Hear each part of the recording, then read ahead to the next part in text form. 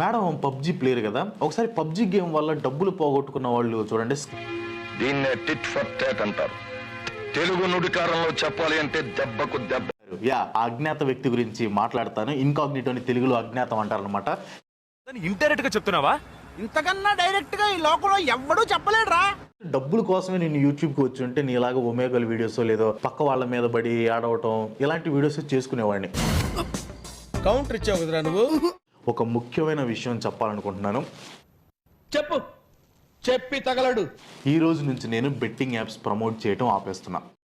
Very good decision, but sorry. Only మనీయే కావాలంటే ఒమేగల్ అని పనికి మాలిన అడల్ట్ వీడియోస్ చేసుకునేవాడిని.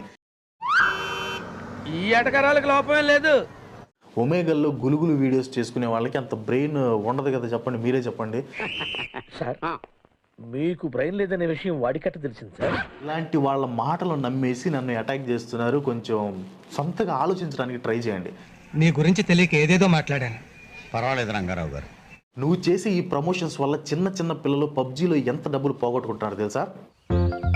ఓరి నాయనో, వీడు ఈ టైప్ లో తగిలాడేంటి? ముందు చెప్తాను మేడం, వెయిట్. మనం చేస్తే సంసారం, వేరే వాళ్ళు చేస్తే వ్యభిచారమా?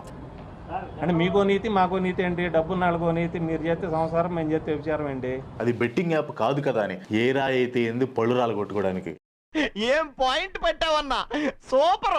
మీకు బెట్టింగ్ యాప్స్ అనేది ప్రాబ్లం కాదనిపిస్తుంది. మీకు ఒక పర్సనల్ టార్గెట్స్, పర్సనల్ ఎజెండాస్ ఉన్నాయనిపిస్తుంది నాకు. కడుపు మంట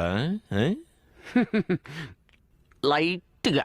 ఆడియన్స్, మీరు కూడా ప్రతిసారి ఎమోషనల్ గా కాకుండా లాజికల్ గా థింక్ చేయండి. ఓకే, నువ్వు ఎట్లా చెప్తే అట్లా.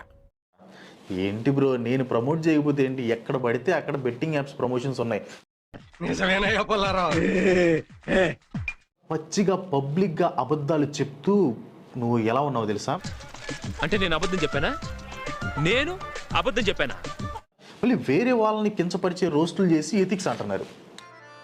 నేను ప్రేక్షకుణ్ణి. మీలో మీరు కొట్టుకొని చావండి, నన్ను ఎంటర్టైన్ చేయండి.